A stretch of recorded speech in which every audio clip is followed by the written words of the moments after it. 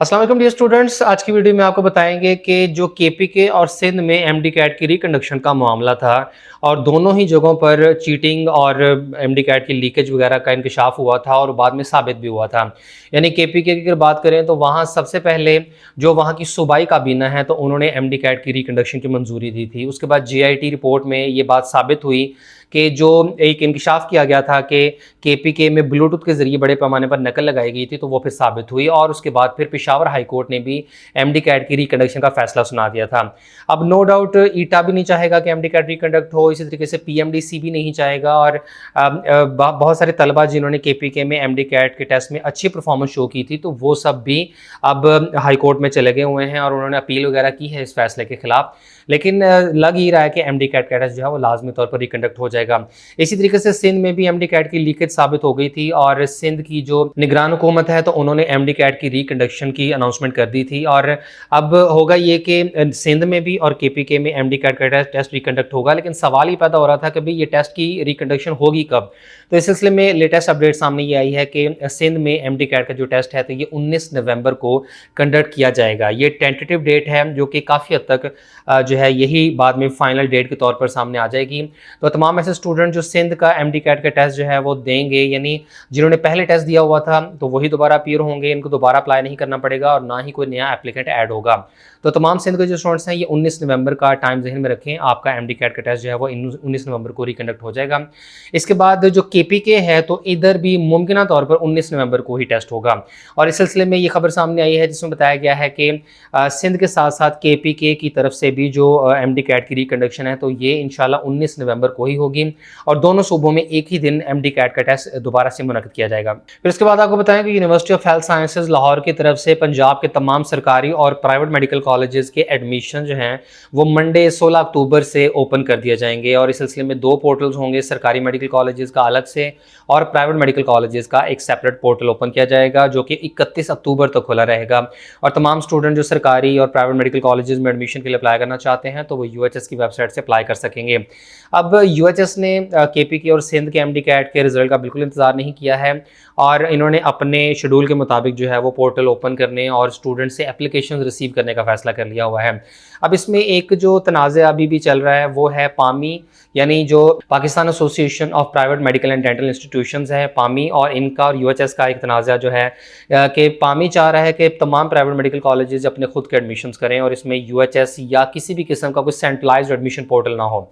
UHS चाह रही है कि जी गवर्नमेंट ऑफ पंजाब के नोटिफिकेशन के मुताबिक जिसमें यूएचएस को अथॉरिटी दी गई है कि आप सेंट्रलाइज्ड एडमिशन्स करेंगे पंजाब के तमाम private medical and dental colleges के, तो वो चाह रहे हैं कि इस तरीके से एडमिशन्स हों। अब यूएचएस में और पामी के बीच में जो है एक डेडलॉक बरकरार है, कोई एक पार्टी भी जो है वो दूसरे की डिमांड्स को एक्सेप्ट करने पर रजामंद नहीं है। इस सिलसिले में यूएचएस ने अपने ऑफिशियल फेसबुक पेज पर ये पोस्ट की थी जिसमें बताया गया कि प्राइवेट सेक्टर के मेडिकल कॉलेजेस का सेंट्रलाइज्ड दाखिलों के हवाले से यूएचएस पर एतमाद का इजहार। और अगर इस पोस्ट की तफसीलात को देखें तो इसमें यूएचएस की तरफ से ये क्लेम किया गया है कि जुम्मे के रोज एक इजलास मुनक्किद किया गया था जिसमें 46 प्राइवेट मेडिकल कॉलेजेस के मालिकान और प्रिंसिपल्स ने शिरकत की है और एक बड़े खुशगवार माहौल में ये मीटिंग हुई और इस मीटिंग में तमाम जो private medical and dental colleges हैं इन्होंने यूएचएस के ऊपर एतमाद का इजहार किया है और सेंट्रलाइज्ड एडमिशन पॉलिसी को एक्सेप्ट करते हुए यूएचएस के थ्रू एडमिशंस पर रजामंदी का इजहार किया है। और यूएचएस की तरफ से प्राइवेट मेडिकल कॉलेजेस के मालिकान को यकीन दहानी करवाई गई कि एमबीबीएस और बीडीएस के दाखिले बर वक्त मुकम्मल किए जाएंगे और तमाम सीटें मेरिट पर भरी जाएंगी। अब ये एक तरफ की स्टोरी है कि यूएचएस ये शो कर रही है कि तमाम जो private medical and dental colleges हैं तो इनके प्रिंसिपल्स और मालिकान जो हैं ये यूएचएस के ऊपर एतमाद का इजहार कर रहे हैं और इन्हें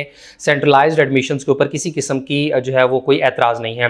हालांकि पामी जो है वो इसके ऊपर रजामंद नहीं है और पामी जो कि तमाम प्राइवेट मेडिकल कॉलेजेस की एसोसिएशन है तो वो इस क्लेम को जो है वो रद्द कर रहे हैं। वो कह रहे हैं कि नहीं, हम जो है वो सेंट्रलाइज्ड एडमिशंस के खिलाफ ही हैं और तमाम जो एडमिशंस हैं इंडिविजुअल कॉलेजेस की हद तक ही होने चाहिए। अब बहरहाल ये मसला किसी नतीजे को नहीं पहुंच रहा है और इसका अब हल निकलेगा इवेंचुअली हाई कोर्ट की तरफ से, क्योंकि हाई कोर्ट में पिटीशन दायर कर दी गई है और पामी की तरफ से यूएचएस के जरिए ये जो सेंट्रलाइज्ड एडमिशंस किए जा रहे हैं तो इसके खिलाफ जो है वो केस किया गया है जिस सिलसिले में मंडे को हियरिंग होगी और अगर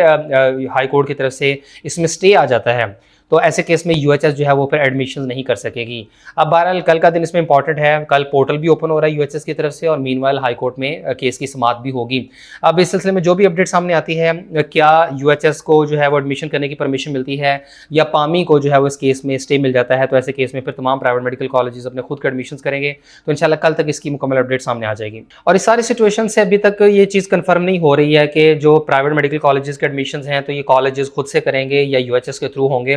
तो एक आधे दिन का इंतजार कर लें, हो सकता है कि आपकी प्रोसेसिंग फ़ी बच जाए। जैसे ही कुछ कंफर्म होता है कि कौन सी अथॉरिटी जो है वो एडमिशंस करेगी तो उसके मुताबिक फिर आप ऑनलाइन अप्लाई कर लीजिएगा। और पाकिस्तान के तमाम मेडिकल एंड डेंटल कॉलेजेस के एडमिशंस की तमाम तर डेली अपडेट्स हमारे प्रोफेशनल व्हाट्सएप ग्रुप में शेयर होती हैं। इससे अगर आपने अभी तक ज्वाइन नहीं किया तो लाजमी ज्वाइन करें, क्योंकि इसकी जो फीस है वो बहुत मुनासिब रखी गई है। आप 300 रुपीज़ में 6 मंथ्स के लिए और 500 रुपीज़ में पूरे साल के लिए ये ग्रुप ज्वाइन कर सकते हैं, जिसको ज्वाइन करने के बाद एजुकेशन के सेक्टर की जितनी भी लेटेस्ट न्यूज़ एंड अपडेट्स हैं वो तमाम की तमाम आपको बर वक्त मिलती रहेंगी। वो चाहे एडमिशन हो, स्कॉलरशिप्स हैं, एंटी टेस्ट है, बोर्ड एग्जाम से मुतालिक है या आर्मी नेवी एयरफोर्स के ज्वाइनिंग प्रोग्राम,